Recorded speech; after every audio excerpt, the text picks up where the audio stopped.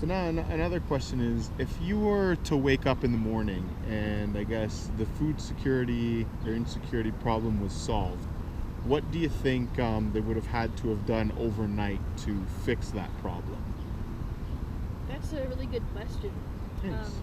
Just let's so let's just I guess let's ignore the policy changes that they need to happen and just Yeah. focus on like an action. How would be different? Yeah.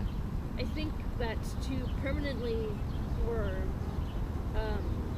begin to permanently fix food insecurity, we have to, move wealth um, into the hands of folks who are low income right now. The basic income, that movement is a good way to do that. Yeah. To give folks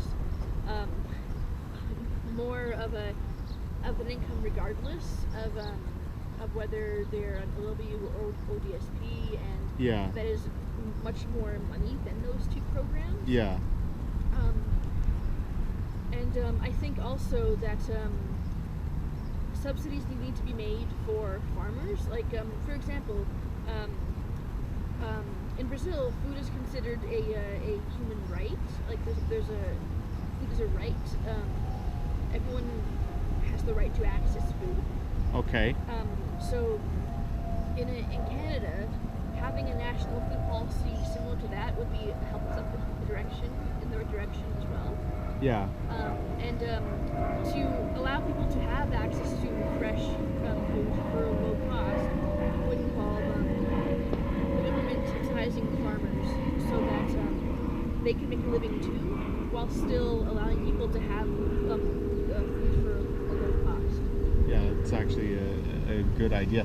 It's interesting. Like, so how do you think that right now, like, what else do you think that we can do as like ordinary citizens? Like, is it through, say, activism, or is it through something? Because like this actually, like, to look at the figures and stuff like that, like, first of all, with what you were talking about, like giving people I guess a living wage almost, it's interesting because I was reading that regardless of if you were low income or not, it's like the things that are, I guess, protectionist or whatever,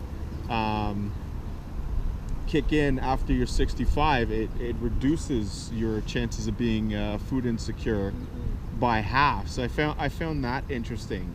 And again, that's helping them with benefits, wages, or I guess giving them like a pension and stuff like that.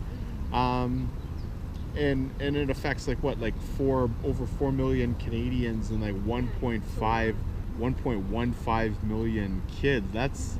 That's a huge number. So I guess what can we do as ordinary citizens to, I guess, help fix this problem, like bring the government's attention, considering a lot of the other countries that are, I guess, more wealthy have something in place, but we don't.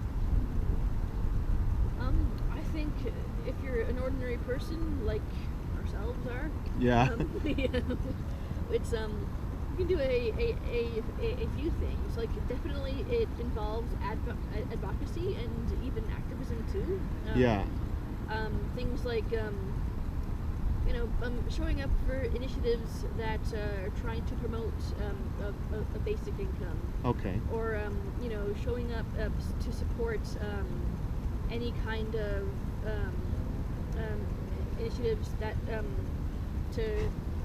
to help them raise the minimum wage, right? Mhm. At least it'll rise to $14 an hour by next year, I believe. 15, I think they're going for now. 15.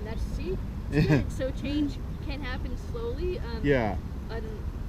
Anything that involves that helps to put more wealth into the hands of folks who really need it.